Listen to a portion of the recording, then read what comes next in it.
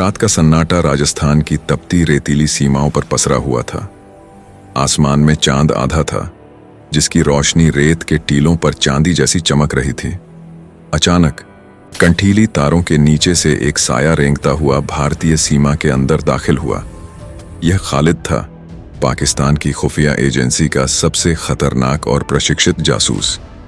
खालिद को गिरगिट कहा जाता था क्योंकि वह किसी भी माहौल में ढलने की क्षमता रखता था। उसके पास भारत के आंतरिक शहरों में अस्थिरता पैदा करने का एक घातक मिशन था। खालिद के साथ उसके 3 और साथी थे। जफर, जो हथियारों का विशेषज्ञ था, इमरान, जो तकनीकी छेड़छाड़ हैकिंग में माहिर था, और शेरू, जो अपनी क्रूरता के लिए जाना जाता था। इनका लक्ष्य केवल जानकारी चुराना नहीं था, बल्कि भारतीय समाज में डर पैदा करना था। उन्होंने दिल्ली के पास के एक औद्योगिक शहर में अपना गुप्त ठिकाना बनाया। शहर में अपनी पकड़ बनाने और पुलिस का ध्यान भटकाने के लिए उन्होंने एक घिनौनी साजिश रची। शहर की मासूम लड़कियों को किडनैप करना, ताकि प्रशासन अपहरण के मामलों में उलझा रहे और वे अपने मुख्य आतंकी मिशन को अंजाम दे सके। शहर के एक मध्यम वर्गीय इलाके में शाम ढल रही थी। मीरा, जो दिखने में एक बहुत ही साधारण लड़की थी, अपने घर की ओर पैदल जा रही थी। उसने एक साधारण सूती सूट पहना था, पैरों में हवाई चप्पलें थीं और कंधे पर कपड़ों का एक थैला था। वह अक्सर मोहल्ले के बच्चों को ट्यूशन पढ़ाती थी और अकेली रहती थी। मोहल्ले वाले उसे मीरा दीदी कहकर पुकारते थे और उसे एक शांत और शर्मीली लड़की समझते थे। सड़क के किनारे एक काली वैन खड़ी थी। खालिद ने दूरबीन से मीरा को देखा। उसने अपने साथियों से कहा, आज की आखिरी शिकार यही होगी। ये बहुत कमजोर दिखती है, कोई शोर नहीं मचाएगी। जैसे ही मीरा एक सुनसान मोड़ पर पहुंची, वैन उसके पास आकर रुकी। जफर ने तेजी से उतरकर मीरा का रास्ता रोका। हैरानी की बात यह थी कि मीरा के चेहरे पर खौफ की एक लकीर तक नहीं आई। जब जफर ने उसे डराने के लिए चाकू दिखाया, तो मीरा ने बस अपनी नजरें उठाईं और एक गहरी सांस ली। उसने बिना किसी विरोध के वैन की ओर कदम बढ़ा दिए। इमरान ने फुसफुसाते हुए कहा, भाई, ये तो खुद चलकर आ रही है। लगता है डर के मारे इसका दिमाग सुन्न हो गया है। खालिद हंसा। बेहतर है, हमारे लिए काम आसान हो गया। वैन शहर से 30 किलोमीटर दूर एक बंद पड़ी सीमेंट फैक्ट्री के अंदर पहुंची। यहां धूल, मकड़ी के जाले और टूटी हुई मशीनों का साम्राज्य था।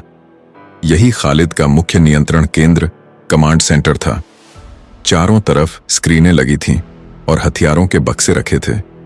मीरा को एक पुरानी लकड़ी की कुर्सी पर बिठाया गया। उसके हाथों को मोटी जूट की रस्सियों से कसकर बांध दिया गया। खालिद उसके सामने आया और गर्व से बोला, तुम सोच रही होगी कि हम तुम्हें यहां क्यों लाए हैं। तुम हमारे लिए बस एक मोहरा हो। हम तुम्हारी जान की कीमत पर इस शहर की पुलिस को नचाएंगे। मीरा ने चारों तरफ देखा। उसने न केवल वहां मौजूद लोगों को गिना, बल्कि उन हथियारों की बनावट और उनके खड़े होने के तरीके को भी भांप लिया। उसे पता चल गया कि ये साधारण अपराधी नहीं, बल्कि पेशेवर घुसपैठिए हैं। खालिद ने अपना कोट उतारा और अपनी गन मेज पर रख दी।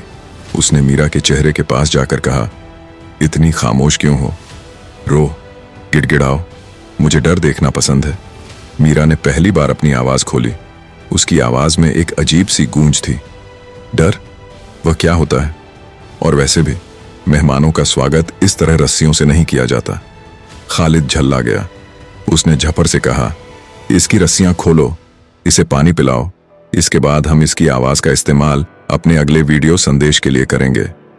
जैसे ही जफर ने मीरा की रस्सियां खोलीं, वातावरण की ऊर्जा बदल गई। मीरा ने अपनी कलाई को धीरे से घुमाया। उसके शरीर की मांसपेशियां, जो अब तक ढीली थीं, अचानक पत्थर जैसी सख्त हो गईं।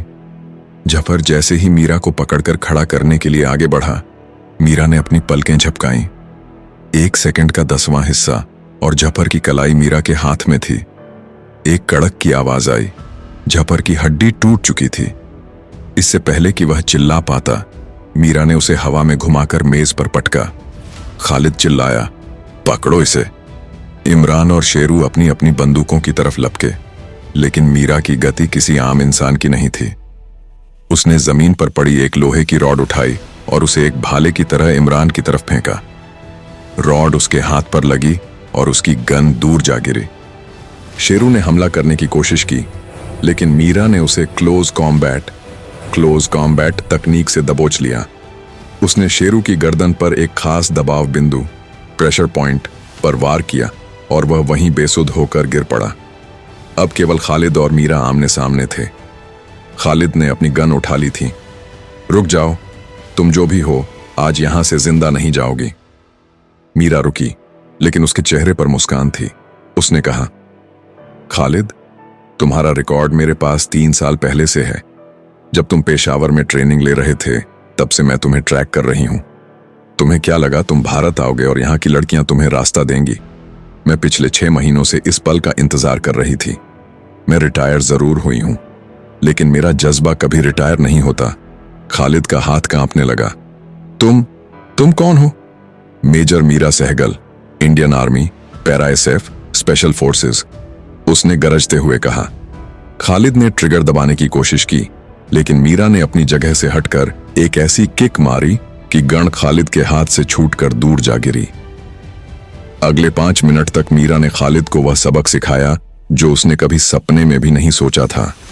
उसने खालिद के हर दांव को विफल किया और उसे अधमरा कर उसी रस्सी से बांध दिया जिससे उसने मीरा को बांधा था।